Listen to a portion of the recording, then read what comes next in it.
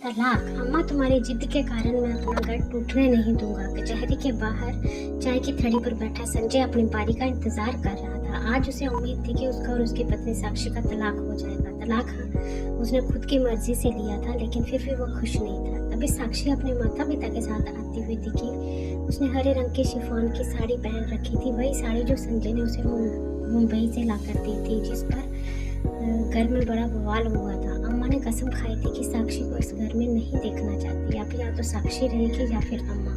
संजय अम्मा का विरोध नहीं कर सका और बात तलाक तक आ पहुंची। साक्षी और संजय की शादी 10 महीने पहले हुई थी। ये कोई लव मैरिज नहीं थी, बल्कि खुद अम्मा ने साक्षी को संजय के लिए पसंद किया था।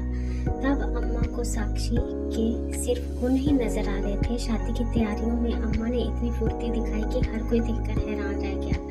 शादी के बारात साक्षी के घर पहुंची और सब कुछ अच्छे से हो गया। विदाई के समय अम्मा ने शगुन के लिफाफे सबको दिए, लेकिन बुआ सास ने शगुन का लिफाफा ना मिलने पर बवाल खड़ा कर दिया। अम्मा ने साक्षी को बहुत कुछ सुनाया और इस विवाद के लिए उसे ही जिम्मेदार ठहराया। साक्षी ने अपनी बात को सही तरीके से रखा, लेकिन अम्मा ने इसे बर्दाश्त नहीं किया।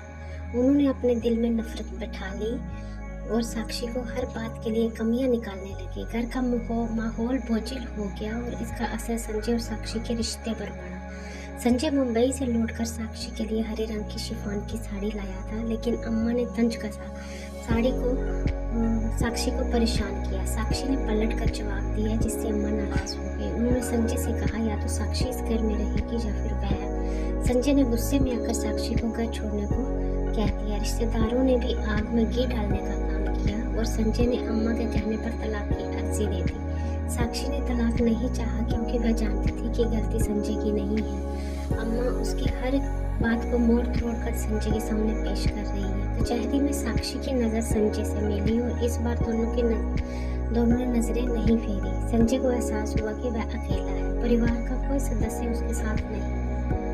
सभी अपने काम में व्यस्त थे। संजय को समझ आया कि पत्नी का साथ सबसे अलग होता है। फैसले के दिन तलाक के पेपर पर साइन करने से पहले संजय के हाथ कांपने लगे। साक्षी ने पूछा, क्या हुआ संजय, तुम्हारी तबीयत तो ठीक है? संजय ने साक्षी की तरफ देखा और कहा, क्या हमारा तलाक लेना जरूरी है? साक्षी एकटक उसे देखती रही। फिर उसने कहा, तलाक तुमने मांगा था, अगर तलाक नहीं लेना था तो अम्मा।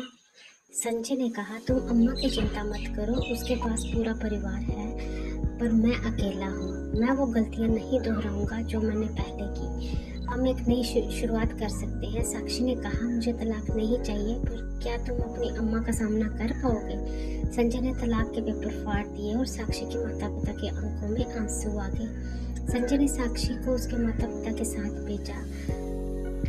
किराए का घर ढूंढने के लिए निकल पड़ा। शाम को घर लौटकर उसने अम्मा से कहा, मैंने तलाक के पेपर फाड़ दिए हैं, मुझे अपनी पत्नी से तलाक नहीं चाहिए। अम्मा ने गुस्से में कहा, क्यों नहीं चाहिए तलाक?